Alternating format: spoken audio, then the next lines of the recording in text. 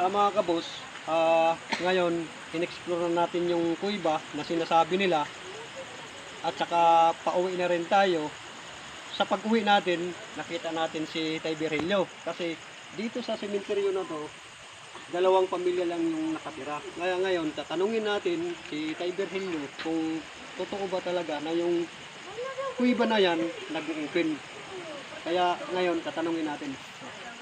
Tay, sa tagal-tagal mo na dito na nakatira, kasi sabi kasi ng mga manggagamot na yung kuiba na yan, nandyan sa Burbalading, nag-open ba yan? Oo, nag-open yan noon.